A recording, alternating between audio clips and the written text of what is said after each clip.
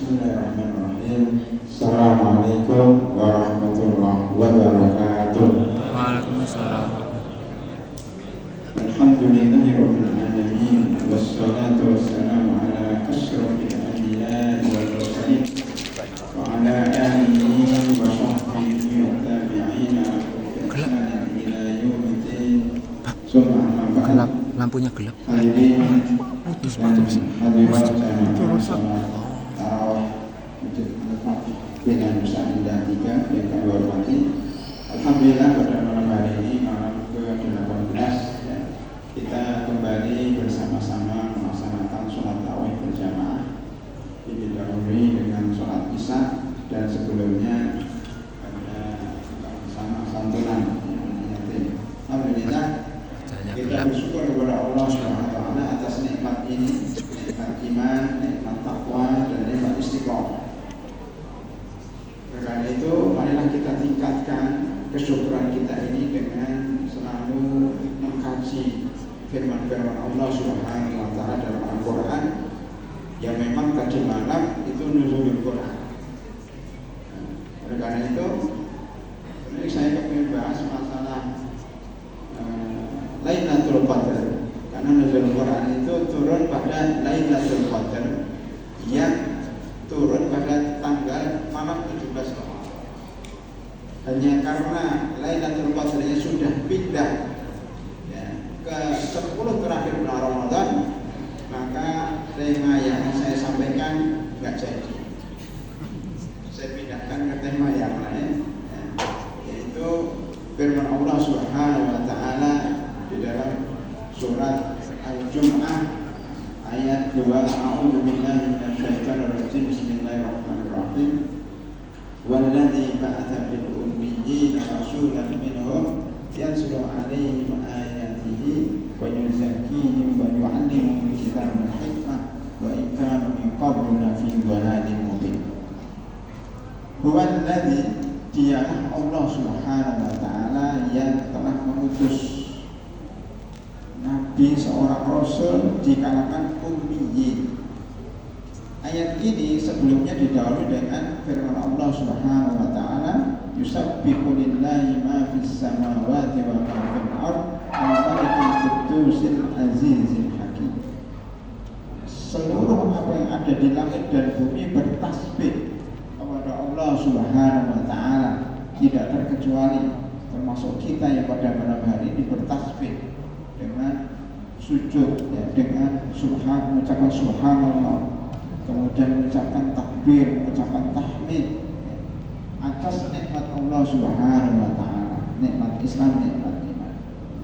Al-Malik, karena Allah adalah raja yang berhak untuk kita puji. Al-Quddus, yang suci. Al-Aziz, yang perkasa. Al-Hakim, yang bijak. Karena itu keperkasaan Allah dan kebijakan Allah diwujudkan dalam bentuk mengutus seorang Rasul yang membawa wahyu yang namanya Al-Quran. Tujuan diutusnya Rasul itu ada 3. Walladzi ba'atsa fil ummiyyiina rasulan. Utusan di sini disebut dengan ba'atsa, bukan arsal.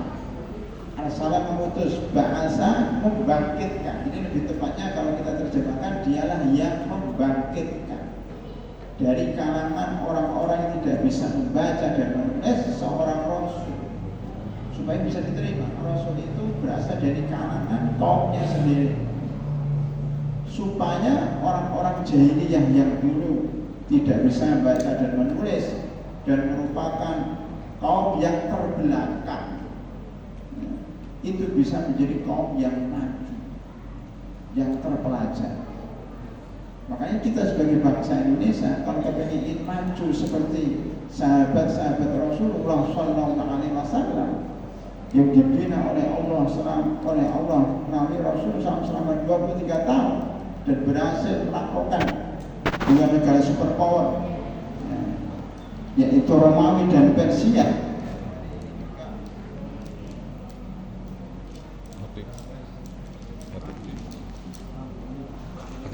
pakai Hanafi.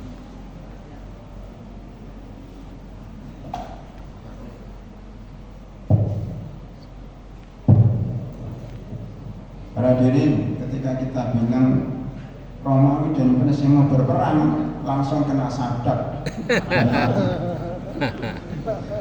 Bisa aja Ustaz. Ya, Romawi dan Persia, ya, sepertinya perangnya berulang kembali hari ini. Dua negara superpower, blok barat dan blok timur sedang berperang. Itu tersebut di dalam surat Romawi. Silahkan pada bulan Ramadan nanti dibaca surat Romawi surat ke-30. Di situ disebutkan Alif Lam Mim ghulibatir Rum wa hum min ba'di ghalabihim sayahlifun fi bid'i sinin. Itu ceritanya panjang, tidak cukup untuk dibahas di kultum ini. Nanti dibahas di kuliah subuh bulan depan insyaallah. Rahimakumullah. Jadi bangsa Arab yang tadinya terbelakang tidak bisa membaca dan tidak bisa menulis, tiba-tiba menjadi bangsa yang maju, yang kuat, sehingga bisa menaklukkan dua negara superpower yaitu Romawi dan Persia. Kenapa? Karena dididik oleh Rasulullah SAW dengan 3 cara. Bagaimana cara mendidiknya? Pertama, yatslu alaihim ayati, dibacakan ayat-ayat Al-Quran kepada mereka. Mereka tidak bisa menulis, tidak bisa membaca, makanya dibacakan. Ini menunjukkan bahwa kita pada bulan Ramadan ini, selain kita membaca Al-Quran, kita juga harus mendengar bacaan-bacaan imam, bacaan Quran yang lainnya. Bahkan cara mendidik bacaan Al-Quran supaya benar itu harus ditalkin oleh guru. Ini cara membaca Al-Quran, cara taklim Al-Quran dengan benar adalah diberikan contoh oleh gurunya, kemudian muridnya mendengar. Seakan-akan kita mengajarkan anak kecil yang belum bisa bicara, yang belum bisa membaca, ditalkin oleh ibunya, sehingga mereka bisa bicara, bisa berkomunikasi karena hasil talqin. Maka Jibril alaihissalam pun ketika mengajarkan Nabi Muhammad sallallahu alaihi wasallam Al-Quran, ditalqin, Iqra bismi rabbikal ladzi khalaq. Apa yang saya baca, saya tidak bisa baca, maka dibimbing oleh Jibril alaihissalam pelan-pelan sampai 23 tahun. Itu cara yang paling efektif di dalam mengajarkan Al-Quran, yaitu yatslu alaihim ayat. Itu kalau orang tidak bisa membaca dan menulis. Kalau kita bisa membaca dan menulis, makanya kita harus banyak membaca Al-Quran pada bulan Ramadan. Bukan hanya membaca Al-Quran, baca terjemahannya, ya, membaca ilmu-ilmu yang mendukung pemahaman terhadap Al-Quran. Jadi Al-Quran tidak sekedar dibaca para hadirin rahimakumullah, tapi Al-Quran harus kita hubungkan dengan kehidupan kita sehari-hari. Harus kita hubungkan dengan ilmu-ilmu yang lain, sehingga terasa tidak sekedar mencari pahala saja, ya, tetapi terasa ternyata bacaan kita Al-Quran bisa merubah hidup kita, bisa mengangkat derajat bangsa ini. Kita lihat bangsa Indonesia, kenapa dikatakan bangsa yang masih berkembang, negara berkembang? Karena nyatanya, faktanya, lebih dari 60% ya, penduduk Indonesia masih tidak bisa baca dan menulis. Minimal tingkat pendidikannya paling banyak adalah lulusan SD, ya, lulusan SMP, lulusan SMA, apalagi lulusan perguruan tinggi sangat sedikit sekali. Jadi literasinya lemah, bacaannya lemah. Bahkan mereka kalau ke Mekah, dan saya sendiri sering ke Mekah menemui jamaah haji Indonesia, itu banyak yang tidak bisa bahasa Indonesia, apalagi bahasa Arab, apalagi bahasa Inggris. Maka literasi bacaan bangsa Indonesia masih lemah. Maka untuk menumbuhkan agar menjadi bangsa yang kuat, harus diperkuat bacaan. Minimal pada bulan Ramadan itu harus bisa membaca Al-Quran. Jadi rahimahullah, itu namanya tilawah, yatslu alaihim ayat. Yang kedua adalah wa yuzakki. Tilawah ini jangan hanya berhenti pada mencari pahala. Karena Anda baca Al-Quran untuk nyari pahala, karena setiap huruf itu ada 10 pahala. Alif lam mim itu alif 10, lam 10, mim 10, berarti 30. Nah, kita mencari pahala, kita masih terjebak dalam formalitas. maka harus kita tingkatkan menjadi apa? Wa yuzakkihim, bagaimana Al-Quran ini bisa membersihkan hati kita. Yuzakkihim, tazkiyah, membersihkan hati kita. Artinya Al-Quran harus bisa menjadikan hati kita tambah dekat dengan Allah Subhanahu wa Ta'ala. Kalau kita lihat dalam surat Al-Anfal ayat 2, innamal mu'minuna alladzina idza dzukirallahu wajilat. Seorang mukmin yang benar adalah jika dibacakan ayat-ayatnya maka bergetar hatinya. Kalau kita baca Al-Quran bergetar ya.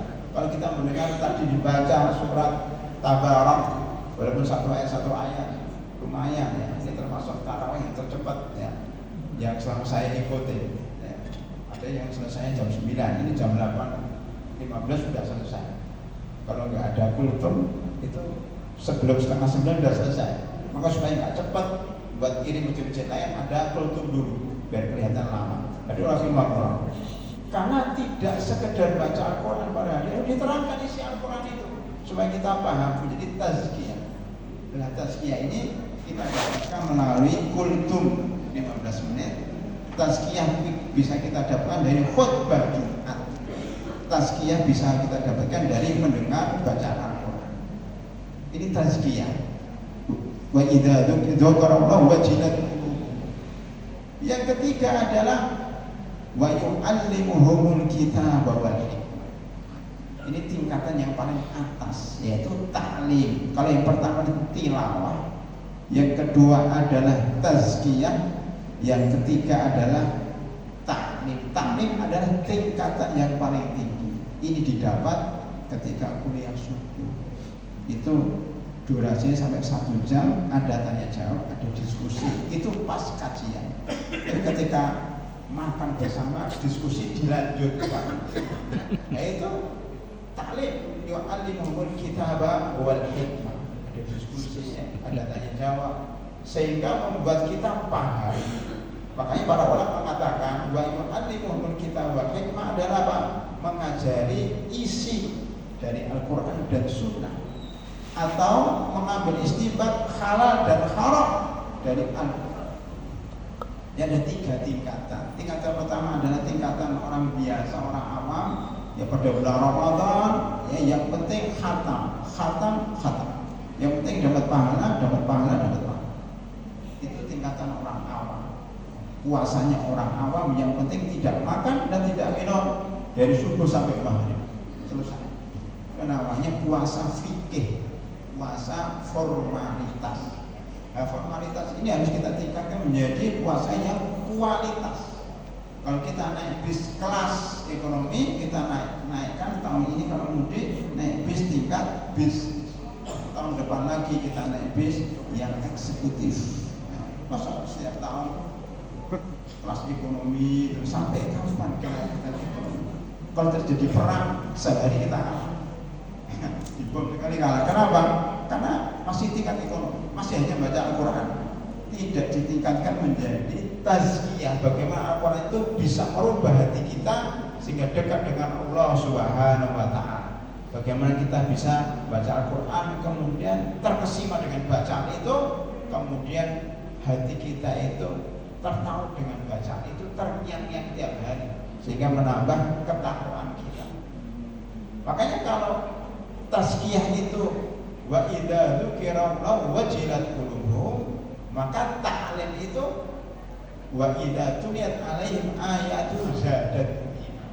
Kalau tazkiyah itu baru bergetar, maka ta'lim itu menambah iman.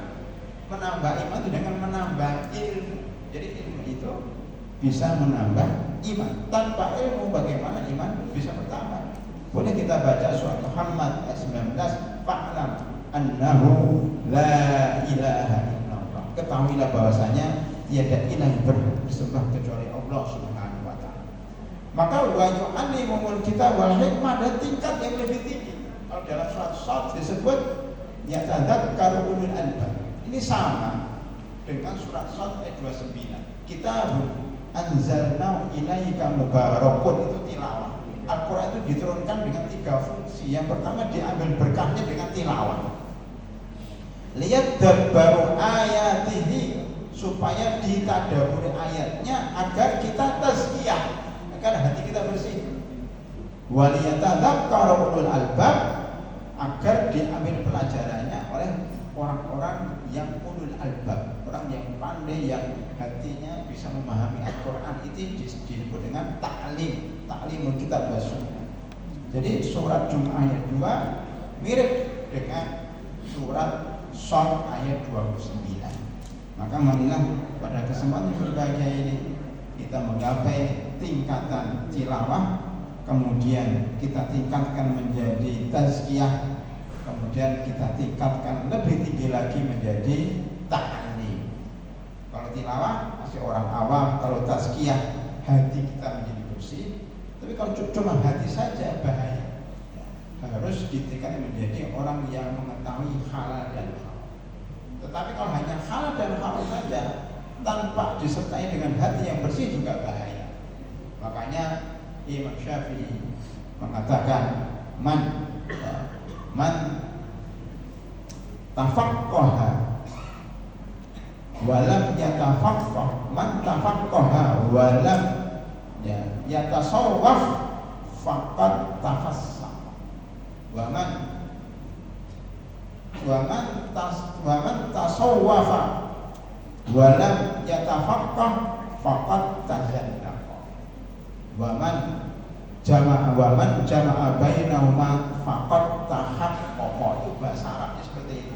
Barang siapa yang hanya mengambil tazkiyah saja, maka tidak mengambil fikihnya, maka dia akan menjadi orang yang zindik. Tetapi kalau hanya mengambil fikihnya aja tanpa tazkiyatul nafs, tanpa membersihkan hati, maka menjadi orang fasik. Dan barang siapa menggabung antara tazkiyah dan ta'lim, maka itulah yang dikehendaki oleh Rasulullah SAW. Makanya mudah-mudahan ini marilah kita menggabung antara tiga hal ini, yaitu kita tilawah tiap hari mencari pahala, tapi marilah tilawah itu menjadi tazkiyah kita, kemudian menjadi taklim kita, sehingga kita menggabung antara dua, yaitu ihdinas siratal mustaqim siratal ladzina an'amta 'alaihim ghairil maghdubi 'alaihim. Orang yang dimurkai Allah karena hanya taklim, hanya pintar tanpa tazkiyah, walad dhalim, dan bukan jalannya orang-orang sesat karena dia hanya tazkiyah tanpa taklim. Takut pada Allah tapi tidak punya ilmu, maka menjadi sesat. Makanya kita mudah-mudahan diberikan oleh Allah Subhanahu wa taala jalan yang lurus, jalan orang-orang beriman, jalannya para nabi, jalannya para siddiqin, para syuhada dan para sholihin, dan itulah jalannya orang muttaqin yang insya Allah akan dijamin masuk surga. Demikian, mudah-mudahan bermanfaat. Wa akhiru da'wana alhamdulillahi rabbil alamin. Assalamualaikum warahmatullahi wabarakatuh. Waalaikumsalam warahmatullahi wabarakatuh.